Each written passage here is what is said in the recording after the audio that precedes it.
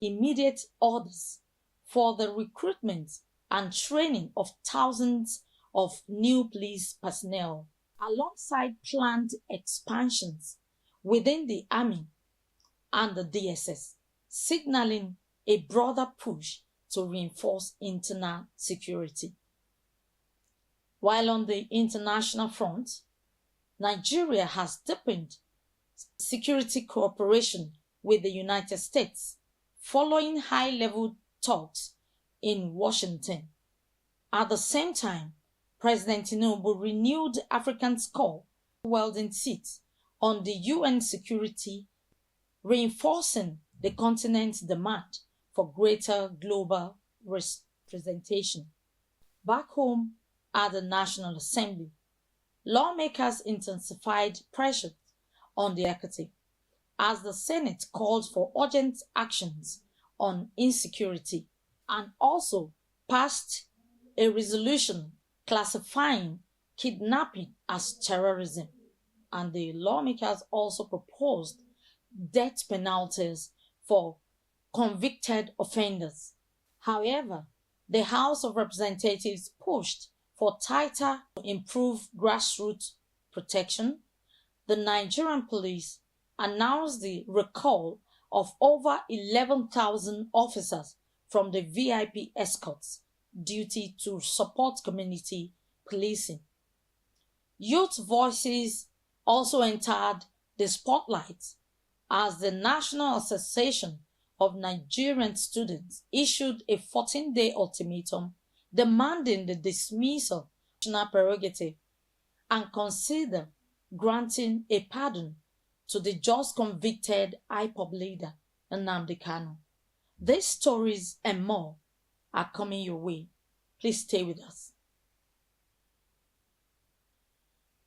Links. Link 1. Track up. Link 2. Linda Ike reports from the House of Representatives, where lawmakers held a special session dedicated to addressing the rights of all levels of government. Beyond the security debate, the House members, including the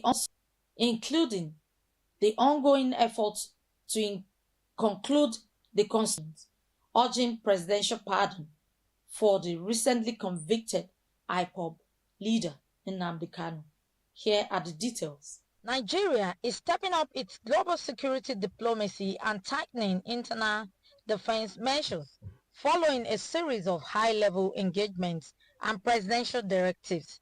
In Washington this week, a senior Nigerian delegate president on information and strategy, Bayo Ononuga, noting that both sides agreed deepen cooperation through enhanced intelligence, reaffirmed Nigeria's demand for Africa to secure permanent veto welding seats on the UN Security Council. He highlighted recent gains in the fight against insurgency. Well, EU is our wonderful partner on the issue of combating illegal migration, terrorism, and banditry in the Sahelian zone. But mind you, there's an incestuous relationship between economy and ecology in the Sahelian zone. And we need kinetic and non-kinetic solutions to the challenges. And I believe EU is a continent that has engaged with Africa for over 500 years, understands our challenges, understands our problems, and collectively we are going to marshal resources towards. At the National Assembly, lawmakers tackled pressing issues from legal reform to national security and unity, setting the stage for far-reaching policy shifts. President Bola Tinubu had taken a bold step towards modernizing Nigeria's legal system, formally submitting the Legal Practitioners Bill 2025 to the Senate. The draft bill introduces a new legal framework strengthening the regulation of the legal profession in Nigeria and providing necessary reforms to enhance professional standards, discipline, mechanisms, and public confidence in legal practice in Nigeria. In a dramatic move to deter violence, the Senate declared kidnapping, amending the Terrorism Act to impose the death penalty on convicted offenders.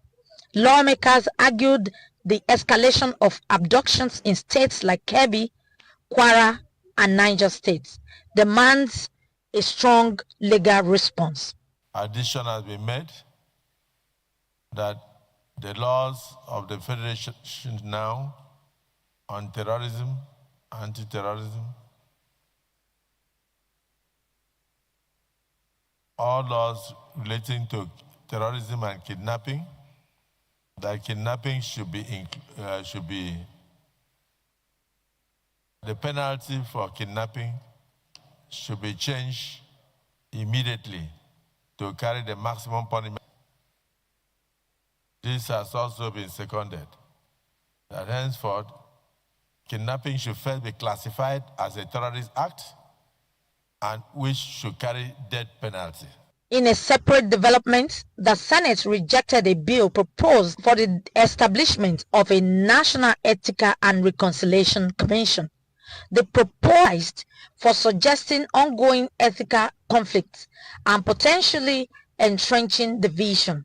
Senate President and former Governor Adams Oshomole cautioned against creating another layer of bureaucracy without offering clear solution. While a few lawmakers supported the idea, the majority dismissed it at second reading. Not necessary. Nigeria does not need any ethnic and reconciliation standing commission. Nigeria does not need it. We know that. And it's even an indication as if Nigerian ethnic groups are in conflict with one another. And we are living peacefully together.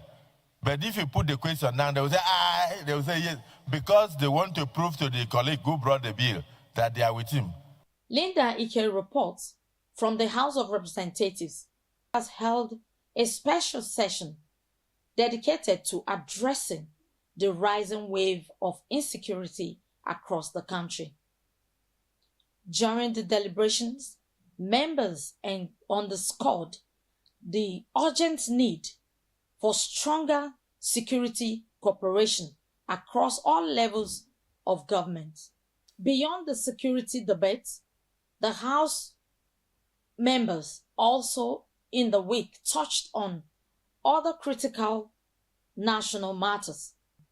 The ongoing efforts to conclude the constitutional review process. Growing concern, popularly known as POS fraud, they also touched on motions urging presidential pardon for the recently convicted. Urged Nigerians to remain united in the face of recent terrorism and banditry attacks, stressing the need to resist fear and reject the destabilizing tactics of violent groups. Abbas gave the advice on Tuesday during a special plenary on national media that could inflame in the security architecture that have yielded results. Their purpose is to instill fear, weaken public confidence, and give the illusion of being everywhere at once. Nigeria must reject this tactic. We must resist fear and stand firm against those who rely on cruelty and spectacle to advance their evil ideologies. Alongside the violence, another threat is emerging efforts. Deputy Speaker Benjamin prohibit ransom negotiation and mandate criminal justice process over amnesty programs. The key provisions are as follows, Mr. Speaker. Number one, criminal penalties for government officials who negotiate ransom or authorize unstructured amnesty deals. This ad hoc 27 to 2024 has summoned the Bureau of Public Procurement, BPP, the Budget Office of the Federation, the Office of the Accountant General of the Federation, Legislative Oversight. He directed the agencies to appear before the committee. Ministries of Finance, Power, Budget and Economic Planning, the Office of the Accountant General, the Office of the Auditor General, the Budget Office, and the Bureau scheduled, earlier scheduled. Submissions from these ministries and departments and agencies are very critical to the success of this assignment. We don't want to maybe preempt why they are not here or we have not received their submission on the negative. But to be honest, we are getting increasingly frustrated. After the first letter and other follow-up letters, we could not receive any correspondence. Similarly, the House of Representatives Ad Hoc Committee investigating Nigeria's power sector reform and expenditure experienced no appearance from the agencies on Friday.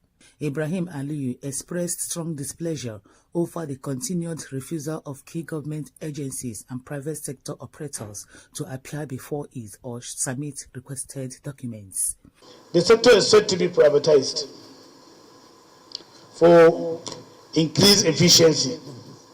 And then after 17 years, people are even wondering, as to say maybe it would have been better that would have been under the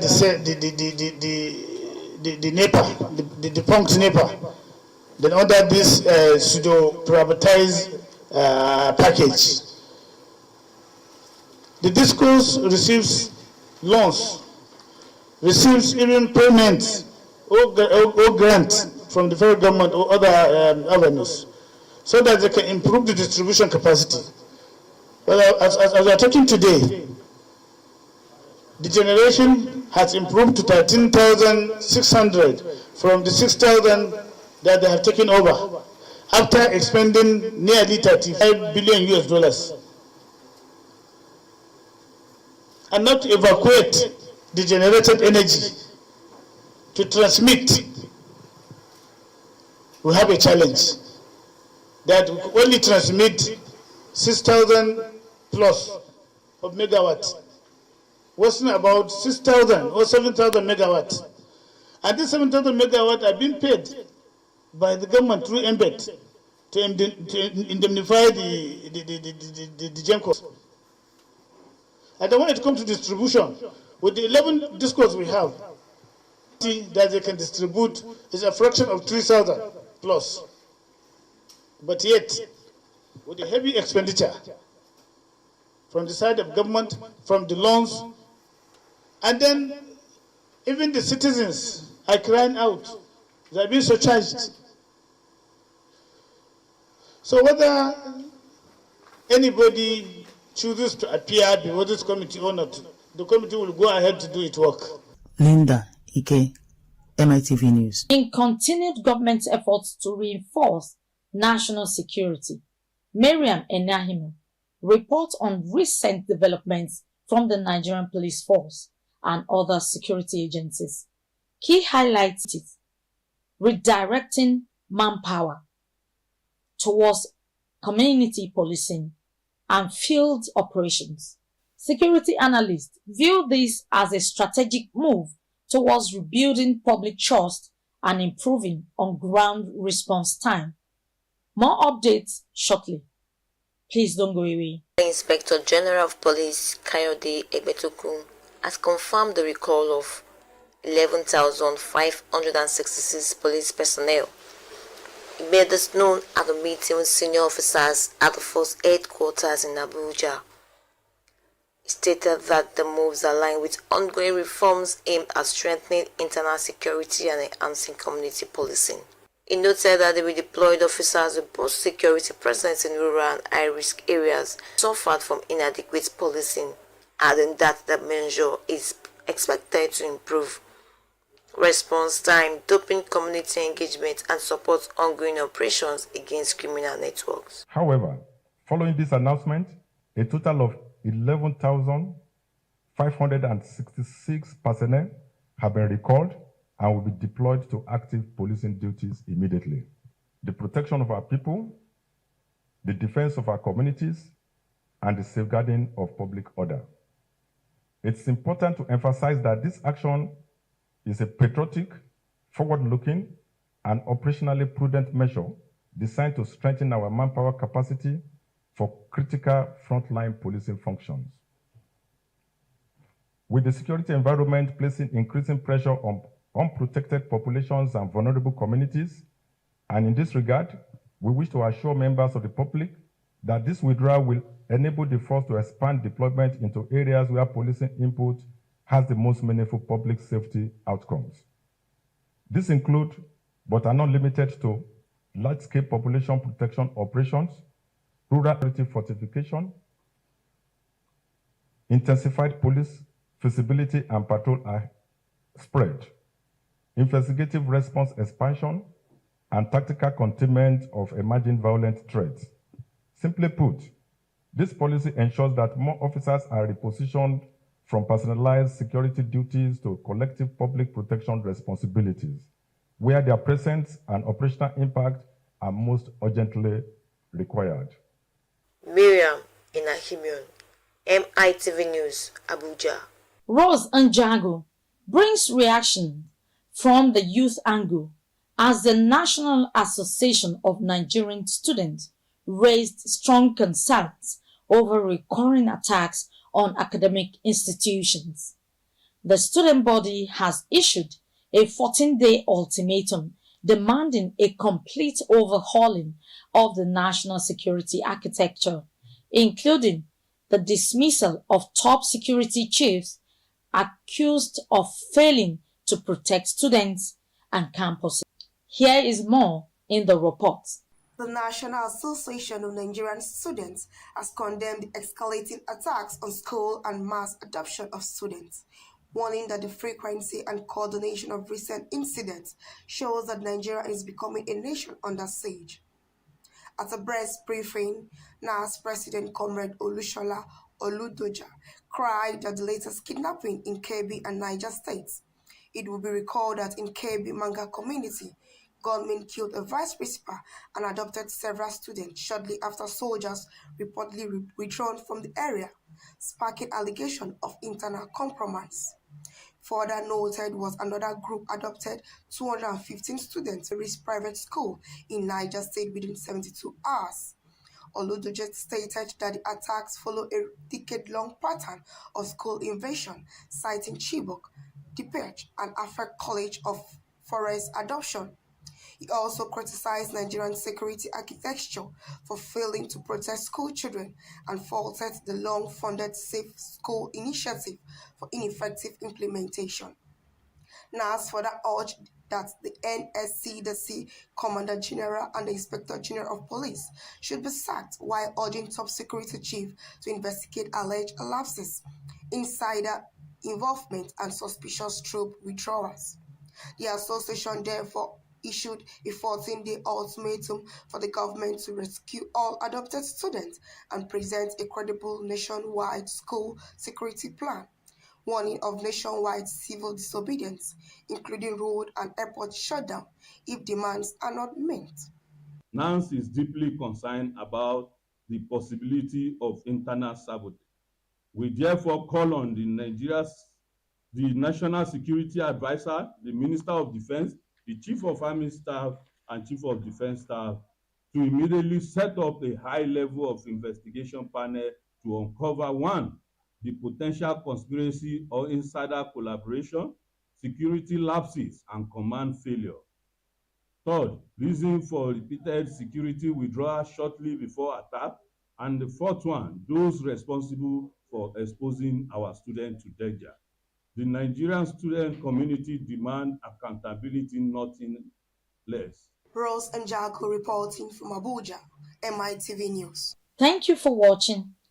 Join us again next week, same time, for another edition of Abuja, where we continue to review developments shaping national policy and governance. I'm Folashade Abdusalami. Wishing you a pleasant evening. Bye for now.